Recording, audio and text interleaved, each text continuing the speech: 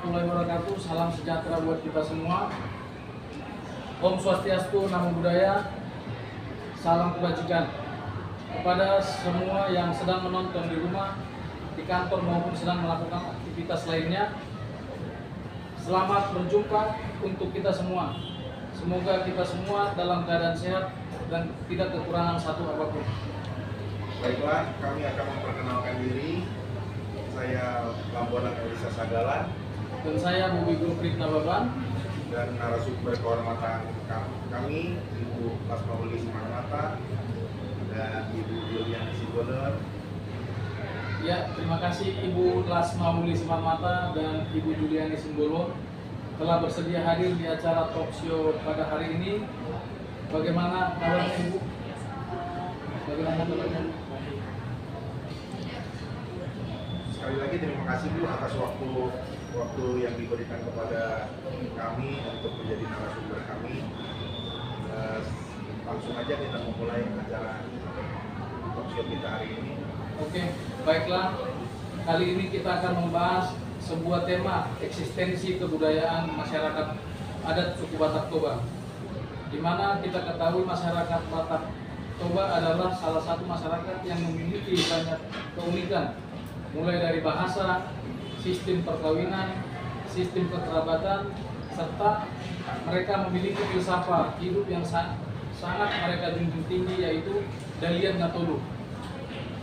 Masyarakat suku Batak Toba selalu bisa menyesuaikan diri dengan lingkungan sekitar dan mereka hidup menyatu di dalamnya.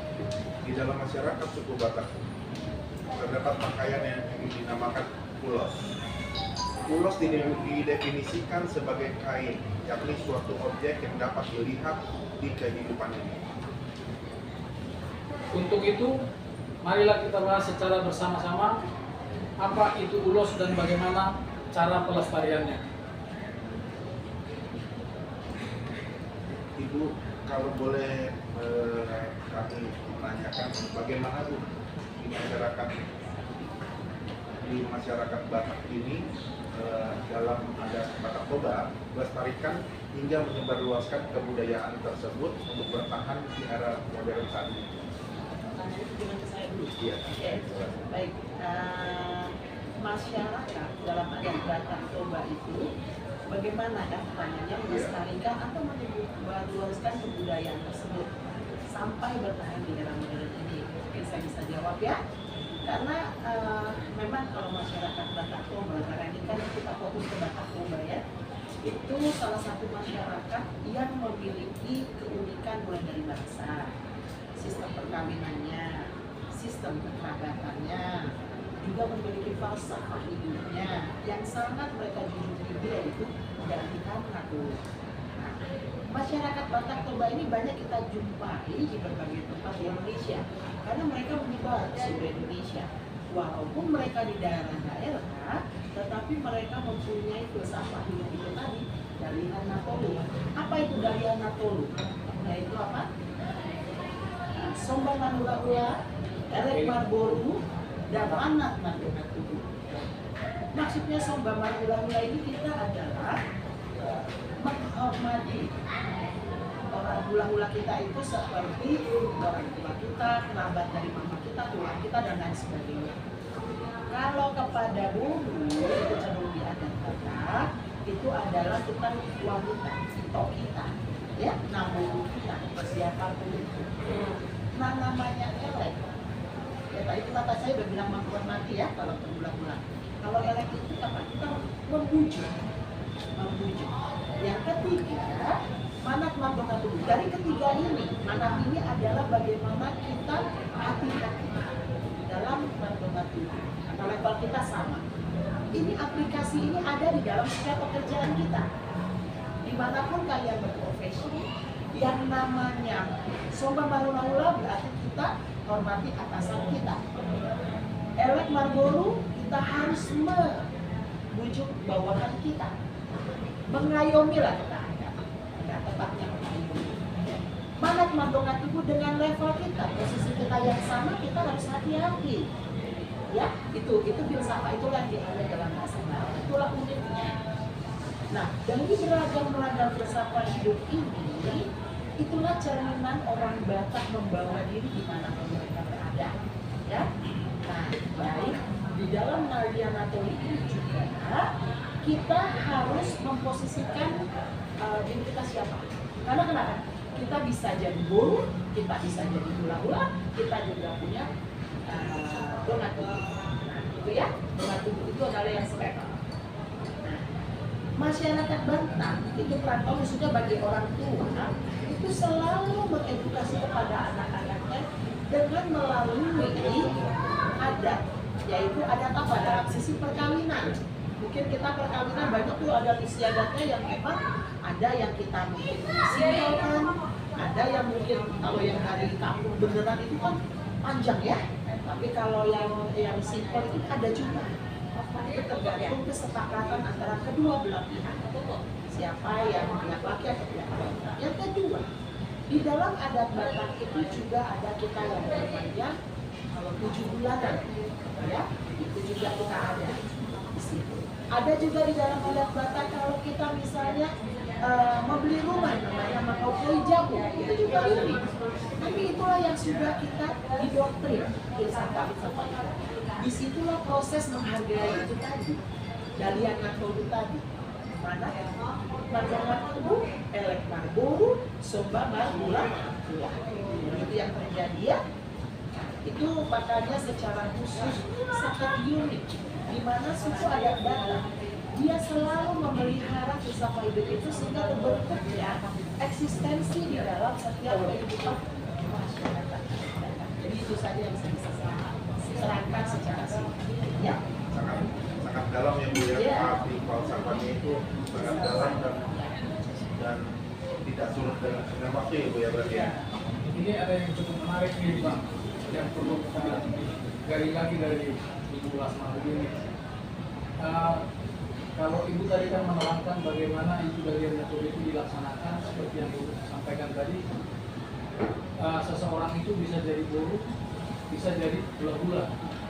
Berarti apakah ketika nanti seorang buru itu mungkin dari derajat lebih tinggi secara sosial itu masih tetap diperlakukan sebagai buru apa gimana? Ya, jadi begini bagus.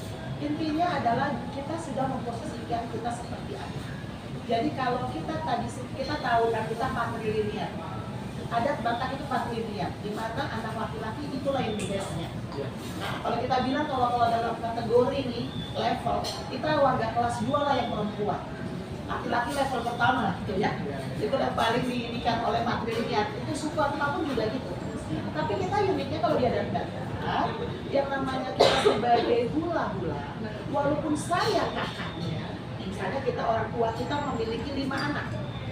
Saya kakaknya perempuan, laki-laki, perempuan. Contoh ya, kita buru posisinya. Apapun, kita itu menghormati itu kita ini.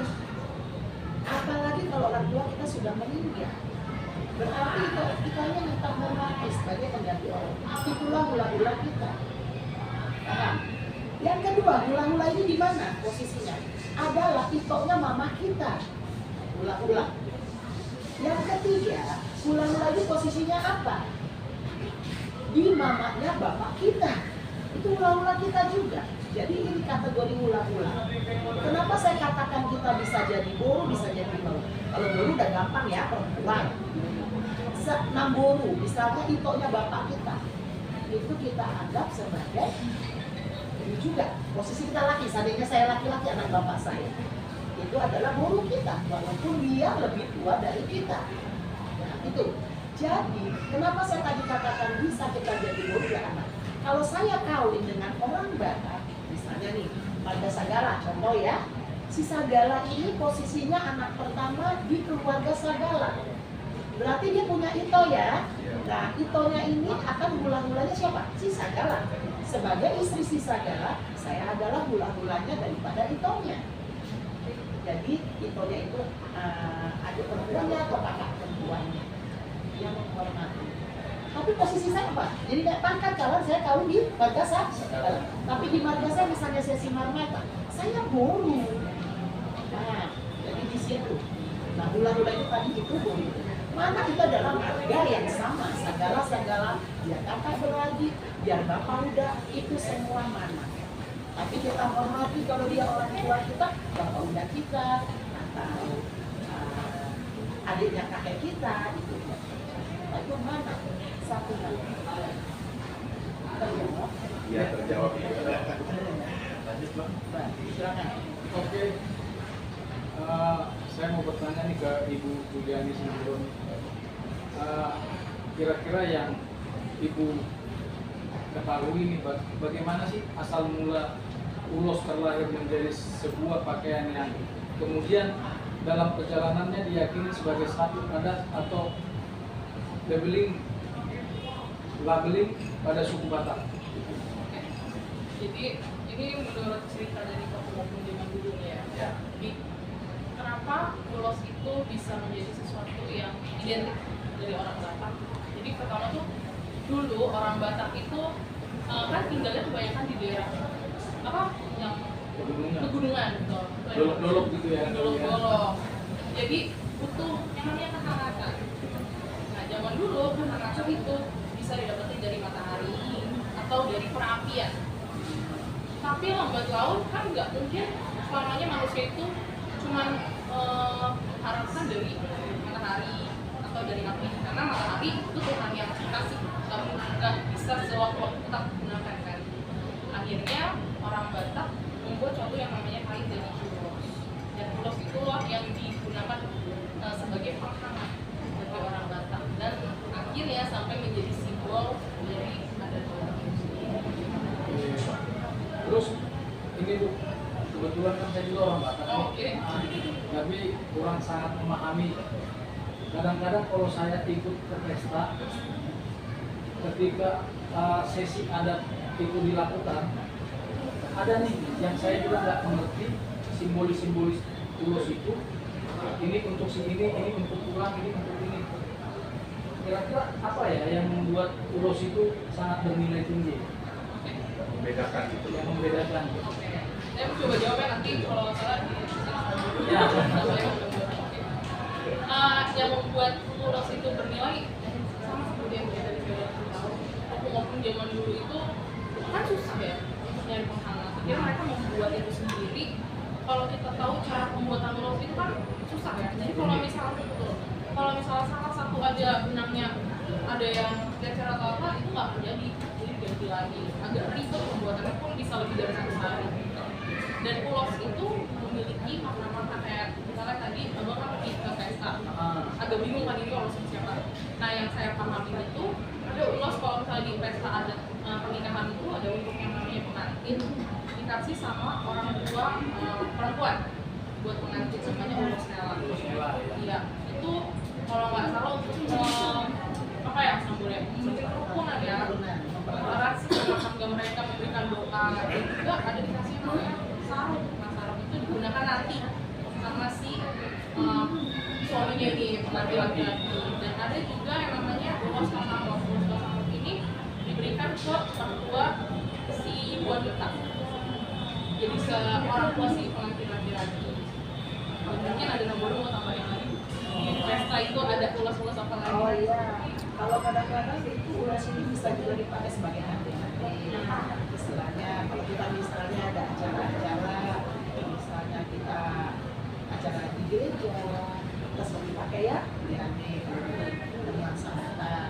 Atau kita membuat suatu apa misalnya kita memberikan upacara kepada orang yang bukan Batak, kita menjadi Batak, itu kita memberikan rasa kasih sayang kita kepada dia, karena dia bagian dari kita. Itu juga banyak ulos ini manfaatnya adalah mempererat. Selain dia melindungi kita seperti tadi katakan tadi sendiri, melindungi kita dari untuk menghangatkan tubuh kita, dia juga menghangatkan hati kita dengan orang lain, dengan penuh kasih melalui bentuk medianya ulos itu tadi. Nah, selain kita pakai, kita juga sekarang sudah semakin berkembang ya ulos ya, sudah semakin dibuat menjadi baju, dan sekarang sudah bisa dibuat menjadi tas, sepatu. Makanya kenapa ini menjadi happening? Nah, hasil karya inilah yang berkembang sehingga orang mengetahui bahwa ulos ini bermanfaat. Mungkin ada setuju, ada orang juga tidak semua setuju akan adanya ulos. Orang ada yang tidak setuju adanya ulos. Mungkin ada sekte, ada beberapa, saya bukan di sini menjelaskan mengenai agama samping ya, tidak. Tetapi saya di sini menjelaskan ada orang yang tidak suka dengan adanya ulos. Tapi kalau kita berpikir positif, ulos ini bukan sesuatu yang membuat kita tidak krisis daripada iman. Tetapi ulos ini kalau kita semuanya kan hidup ini kita harus saling mengasihi.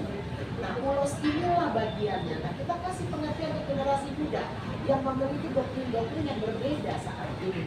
Di mana kita menyatakan kepada mereka, ulos ini bukan sesuatu pantangan, bukan sesuatu gana-gana, atau kalau istilahnya apa lo kata dia, kalau Bataknya itu simbolisme bahasanya. Itu hanya sebagai apa? Media kasih sayang. Kadang-kadang kalau kita di dalam perkantoran, kita memberikan buat tangan ya, buat misalnya kepada atasan kita ulang tahun. Nah itu mungkin batik, kado. Ulos ini tuh sama. Jadi jangan dianggap sebagai ulos ini hal negatif. Gitu ya. Makanya saya mau membongkar wahana kalian, cara berpikir generasi muda bahwa ulos ini adalah media, hadiah, buat tangan yang diberikan secara kasih sayang. Jadi itu saya tekankan. Itu tidak perlu terlalu disakralkan ya Bu ya? Iya, sebenarnya adat itu adalah satu budaya. Sedangkan di luar negeri aja memelihara adatnya.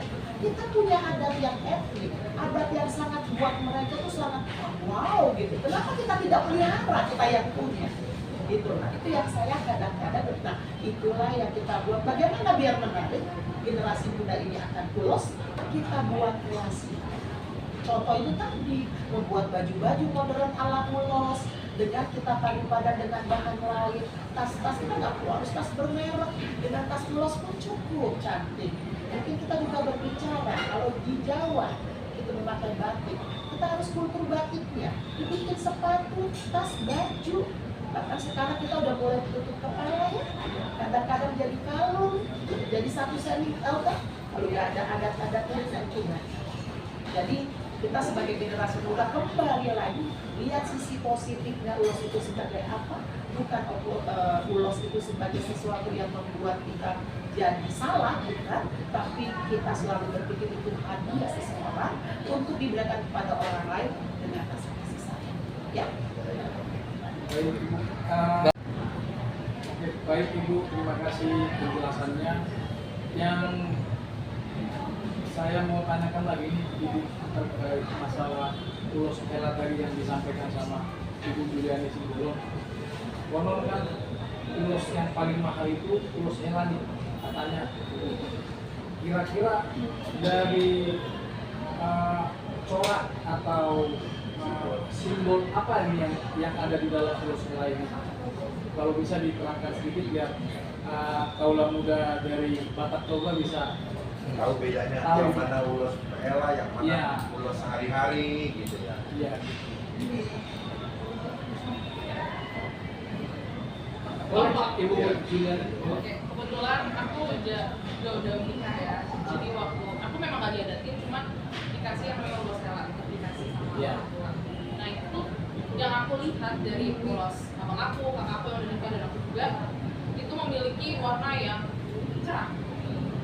Jadi yang membedakan itu dari segi tenunannya. Dan kalau misalnya kita udah menikah, itu biasanya ditulis tuh nama pengantinnya siapa, dan juga ada tulisan orang satu selamat menikah atau apalah segala macam yang menandakan bahwa itu tuh ulos yang harus dihargai, harus dijaga, dan nilainya memang cukup mahal ya dari ulos yang lain. Berarti dari tingkat kesulitannya pun ini cukup rumit ya? Iya, karena harus dipesan jauh-jauh hari karena ukir-ukir gitu kan. Oke, saya serahkan ke teman-teman lagi. Unik ya berarti ya.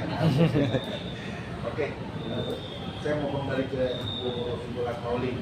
Bu, bisa nggak sih Ibu coba gambarkan gitu perbedaan ulos Batak Toba dengan ulos Batak Karo atau Batak lain lah. Ya. Ulos Batak ini ada banyak sekali. Di sini ada Karo, Batak Toba dan Simalungun. Itu kita ambil 3 kategori. Yang saya tahu itu Batak Toba itu ada 20 jenis ulos. Kalau Batak Karo itu 9. Kalau Simalungun 4. Ini yang saya tahu ya. Nah kebetulan kalau saya lihat saya senang ya kalau misalnya minta sesuatu ada jenis ulos-ulosnya. Tapi saya coba sebutkan apa itu. Kalau di Karo itu kita sebut sebagai uis juru diberu. Nah, itu satu. Apa itu uis juru diberu? Ya, itu merupakan kain tenun tradisional etnis yang berdiami di Karo, dan ini terbuat dari bahan kapas yang kemudian dianyam menggunakan peralatan tradisional. Tapi ini harga tenunan ini jauh paling mahal. Yang untuk kategori yang Karo ya, uis juru diberu. Nah, ini harus kita jaga. Yang mungkin nggak terlihat ya. Kalau saya lihat gambarnya sih seperti ini. Yang merah, memang kita ini orang merah itu merupakan semangat ya. Ya. Terus yang kedua, di dalam itu ada namanya uis nipes mandiri. Tadi saya bilang itu paling mahal ya di Karo ya. Seperti ini kita. Ya, kita begini ya. Ini juga Karo ya? Karo, ini masih Karo ya, saya kira Karo ya. Itu ada hitam dan biru, dia ada dua warna, ya. Itu elegan, tapi dia punya benang emasnya, ya. Digunakan sebagai sarung untuk kaum wanita, ya, untuk acara tradisional, ya. Kemudian yang ketiga, uis beka bulu. Ini gambarnya seperti ini, uis beka bulu, ya. Apa ini uis beka bulu? Itu untuk sebagai kain juga sih, tapi itu untuk yang hal-hal sedih, yang buka dia pakai ini uis beka bulu. Uis ragi barat ini adalah seperti ini. Nah, ini adalah kewibawaan Batak Karo. Batak Karo. Nah, laki-laki Karo ini cenderung memakai ini, ya. Nah, kemudian ada tadi saya udah sebutin siapa? Uis beka bulu ya. Ada uis ragi barat. Ini uis ragi barat nggak jauh dari akwa tadi.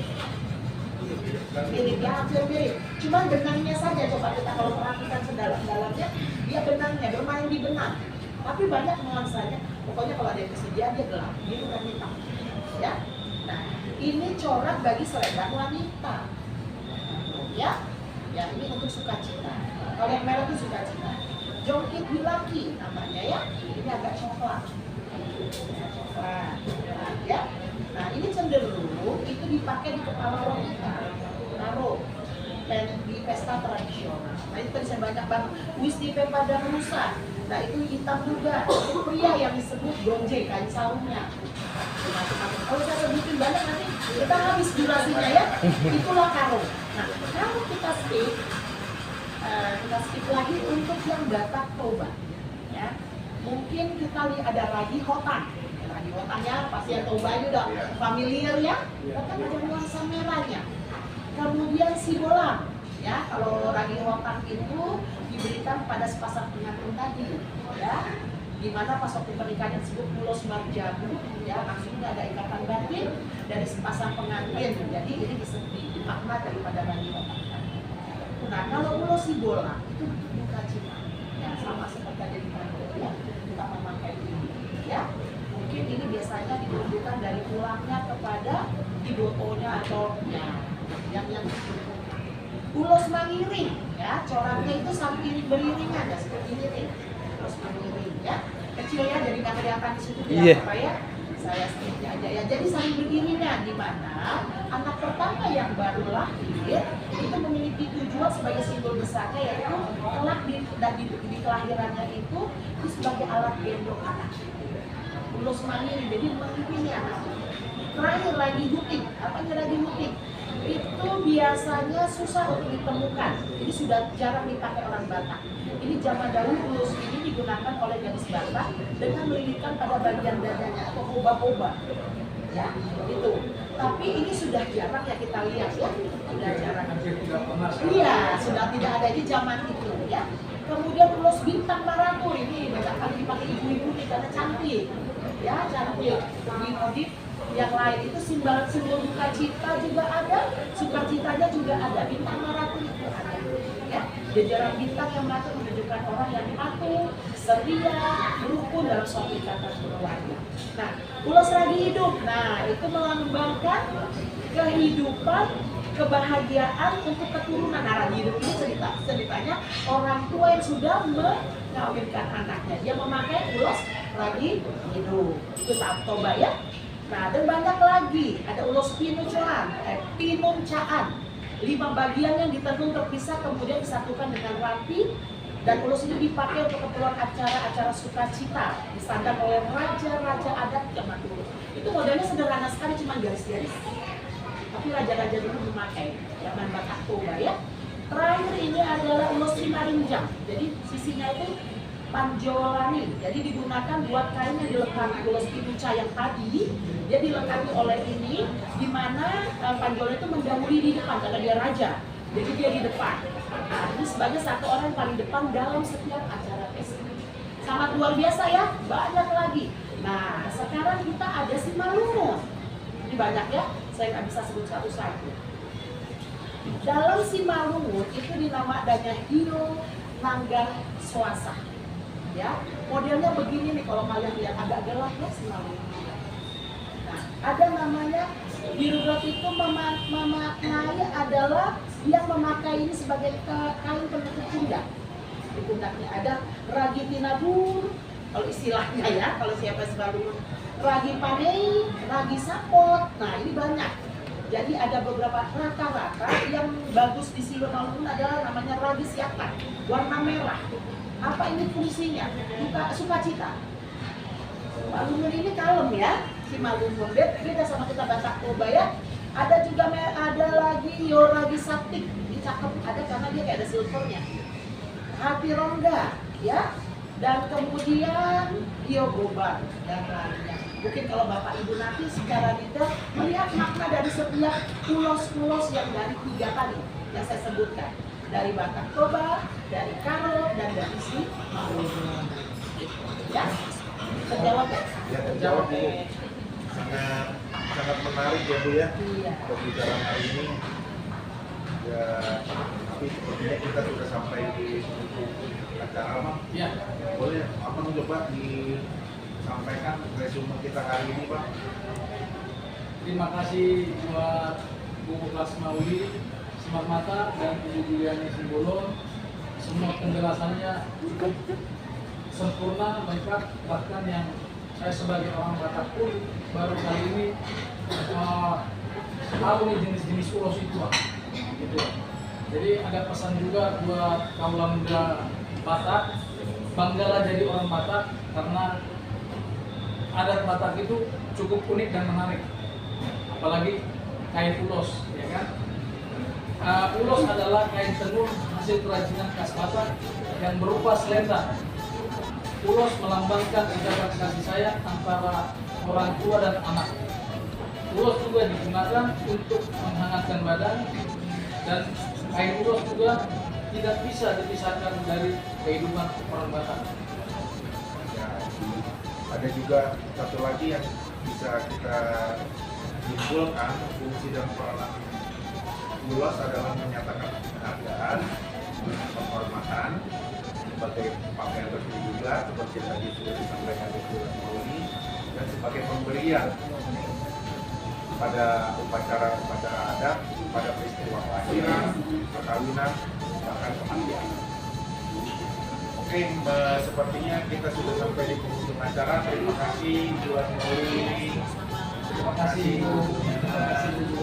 Terima kasih juga kepada restoran Sekilo di Basura City, Basura. Terima kasih juga kepada ibu dosen kami, Ibu Sering. Terima kasih juga kepada Universitas Ibu Natulab Jakarta.